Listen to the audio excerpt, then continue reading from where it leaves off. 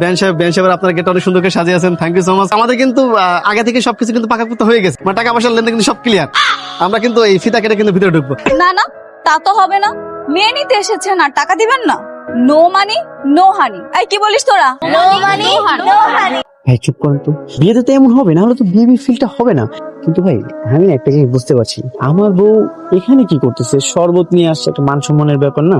বউ কি কখনো গেটে আসে?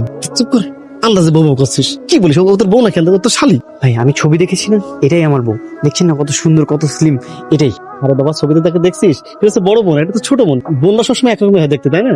কি ব্যাপার দুলা ভাই, আপনারা এরকম ফিস করে কি বলছেন? জোরে জোরে বলেন, আমরাও শুনি। ভাই এটা কাজ করতে পারবেন?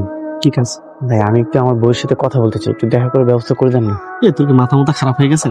একটু পর কাজে সাহেব আসবে, বিয়ে পড়ানো হয়ে যাক, তারপর তোর বউকে দেখিস। ভাই আপনি জানেন না, আমার বিয়েটা হুটহাট করে হয়ে যাচ্ছে। বিদেশ থেকে আসতে আসতে এয়ারপোর্ট থেকে এখানে চলে এসেছি, এমন একটা অবস্থা। কিন্তু আরো ভালো, মনে তুই বাসা ঘরে ঢুকবি, বইয়ের ঘন্টাটা তুলবি, কাছ থেকে অপলক দৃষ্টি তাকিয়ে থাকবি। তারপরে ভাই আমি কথা না বলে বিয়ে করবো না, আপনি কোনো একটা ব্যবস্থা করে দেন। এরকম শেষা কেন রে? জীবনে মেয়ে দেখিস নাই? ভাই বাবা যদি জিজ্ঞাসা করে তাহলে বলবেন যে ওয়াশরুমে যাচ্ছি।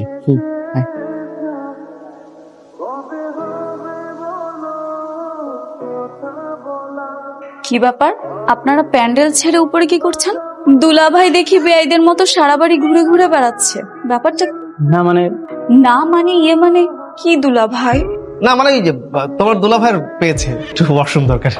কেন বেআই, আপনারা নিচে যেখানে প্যান্ডেলে বসেছিলেন তার ঠিক ডান পাশে একটা বাথরুম ছিল, দেখতে পাননি বুঝি? সেটা তো দেখেছি, কিন্তু বিয়ে বাড়ির সবাই সেখানে যাচ্ছে। হ্যাঁ, সবাই সেখানে যাচ্ছে, নতুন বর হিসেবে তার গণওয়াশরুমে যেতে পারে না, তাই না? তার জন্য দরকার একটা এক্সক্লুসিভ ওয়াশরুম। তো প্লিজ। তা ঠিক আছে, কিন্তু উপরের সবগুলো রুমই তালা মারা, শুধু আপুর রুমটাই খোলা আছে। এই মুহূর্তে আপুর রুমে নিয়ে যাওয়াটা কি ঠিক হবে দুলা ভাই? হ্যাঁ আমি তো সেখানেই যেতে যাচ্ছি। না মানে তোমার আপু তো কিছুক্ষণ পর আমার বউ হয়ে যাবে, তো গেলে সমস্যা কি? চলো। তা ঠিক, কিন্তু কোনো কিন্তু নেই, তোমার দুলা ভাই না, আর তুমি নিয়ে গেলে কোনো সমস্যা নেই, বাড়িকে কিছু বলবে না। ঠিক আছে চলুন। দুলা ভাই এটা আপুর room, ভিতরে গেলে আপনাকে ওয়াশরুমটা দেখিয়ে দেবে, জান।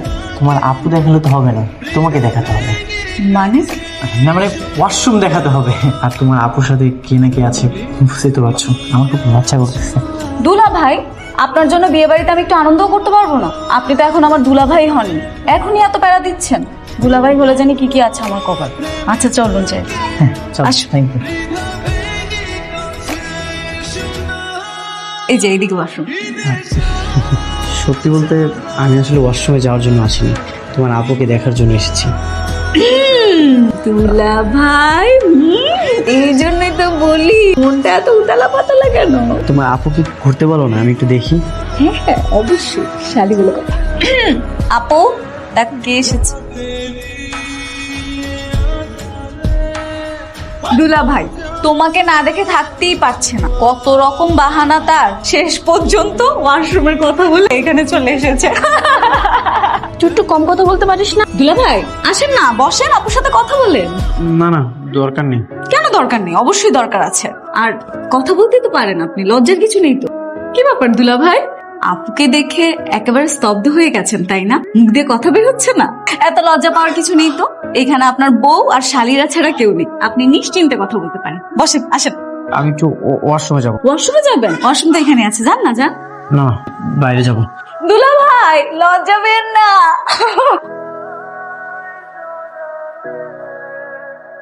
এদিকে যাচ্ছিস কেন? ওদিকে যাও। কি রে, মুখ হোম হয়ে আছিস কেন? যাওয়ার সময় বউয়ের ঘরে ঢুকলে কত সুন্দর হাসি মুখ নিয়ে আসলে, বের হয়ে একদম হয়ে ভূত দেখছস? ভাই আমি বিয়ে করতে পারবো না, এই বিয়েটা বন্ধ করে একটু ব্যবস্থা করেন। তোর কি মাথা মুথা খারাপ হয়েছে? বিয়ে করতে পারবে না মানে কি? ভাই মেয়েকে আমার পছন্দ হচ্ছে না। আমি ভিতরে যে দেখি একটা আলুর বস্তা, আর কি দেখেছি জানেন? বিয়ে শাড়ি পরে রুটি আর কোলা খাচ্ছে। আস্তে কথা বল, তুই এটা আগে বলবি না? তুই বিয়ের আগে পিকচার দেখিস নাই?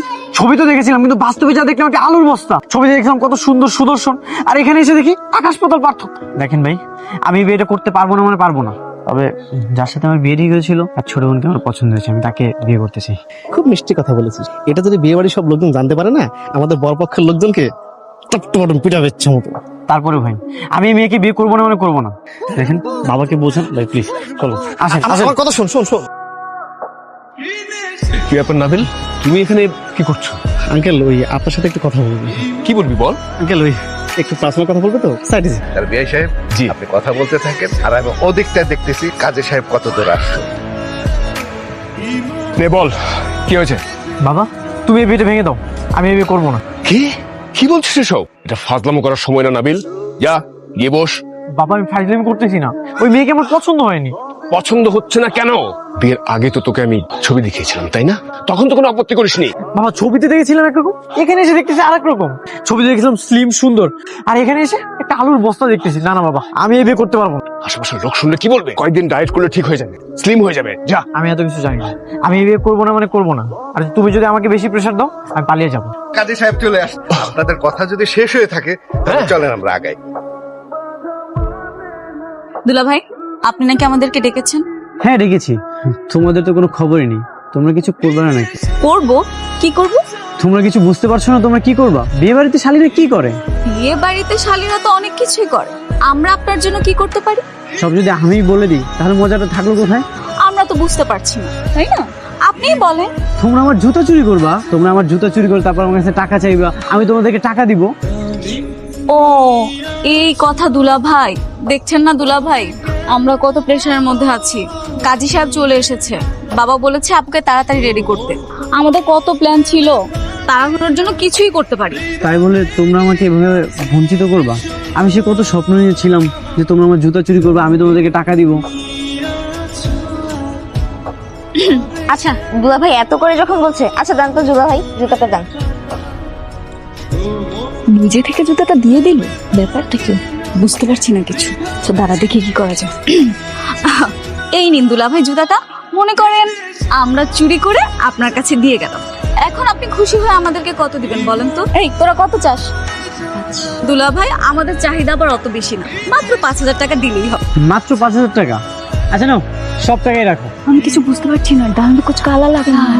নিবি? নাও নাও। উত্তরা 7 নম্বর সেক্টর নিবাসী মোহাম্মদ জয়নাল হকের ছেলের সাথে 10 লক্ষ টাকা দেনমোহর বুঝিয়া পাইয়া আপনার সম্মতি থাকলে বলুন কবুল। বলবা কবুল বল। আপু কবুল বলো। বলে ফেল মা, কবুল। চাচা চালু করে চলেন, বর তজ্ঞান হয়ে গেছে গা। কি বলিস, কি হয়েছে তা?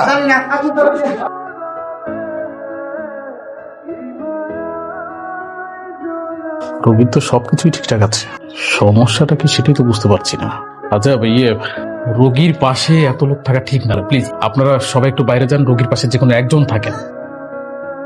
শুনুন, রোগীর অবস্থা কিন্তু খুবই খারাপ, পেটের মধ্যে গ্যাস জমে আছে, মুখের মধ্যে পাইপ দিয়ে। না ডাক্তার সাহেব, আমি সম্পূর্ণ সুস্থ, ভালো আছি। সেটা আমি আগেই বুঝতে পেরেছি, তবে এরকম অসুস্থ হওয়ার নাটকটা কেন করেছেন আপনি? আসলে ডাক্তার সাহেব আমি বিয়েটা করতে চাই না। সে অনেক ঘটনা। ডাক্তার সাহেব আপনার কাছে রিকোয়েস্ট, আপনি সবাইকে বলেন আমি অনেক অসুস্থ, 7 দিন আমাকে বেড রেস্টে থাকতে হবে। আমি যদি বিয়েটা করি আমি মানসিক রোগী হয়ে যাবো। আপনাকে রিকোয়েস্ট, আপনি এতটুকু রাখেন। ভাগ্যটা ভালো যে আপনারা সময় মতো রোগীকে হসপিটালে নিয়ে আসছেন, আর একটু দেরি করলে এই রোগীকে বাঁচানো মুশকিল হয়ে যেত। আচ্ছা শুনুন, আমি আপাতত কিছু মেডিসিন লিখে দিই। আর একটা জিনিস কিন্তু আপনাদের মাথায় রাখতে হবে, পুরো 1 সপ্তাহ রোগীকে বেড রেস্টে রাখতে হবে, কোনো রকম পরিশ্রম করানো যাবে না।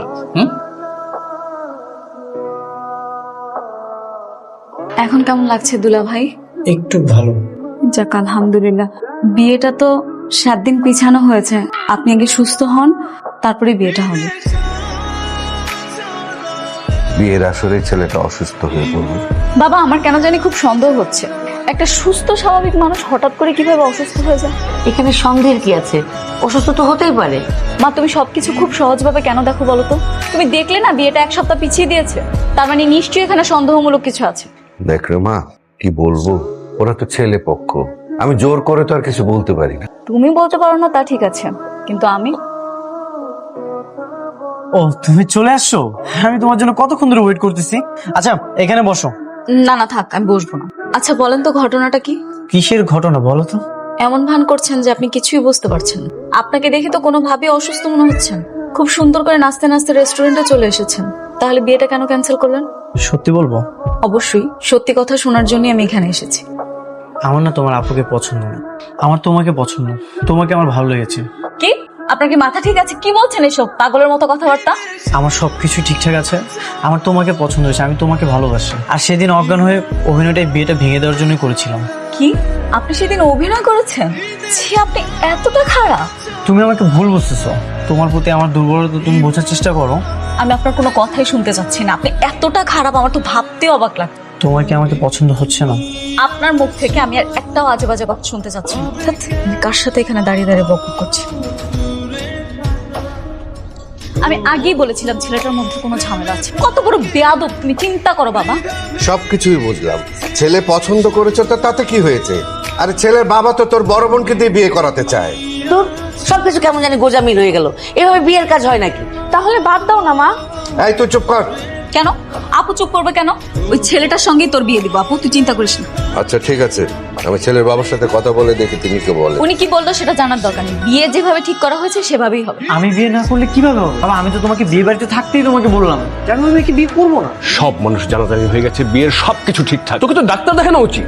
বিয়ে ভেঙে দিয়ে বলছিস তুই পাত্রীকে না, পাত্রের ছোট বোনকে পছন্দ। ছি, এসব আগে জানলে আমি তোকে বিদেশ থেকে আসতে বলতাম না। বাবা, এখন যদি বিদেশ থেকে চলে এসেছি, কিছু একটা ব্যবস্থা করো, নাহলে কিন্তু বিয়ে না করে আমি আবার বিদেশে চলে যাবো। বাবা প্লিজ একটা ব্যবস্থা করো। হ্যালো, কেমন আছো মোহনা? আপনি আপনি ফোন করেছেন কেন? আমি আমার বাবাকে তো মোটামুটি ম্যানেজ করে ফেলেছি। ম্যানেজ করেছেন মানে?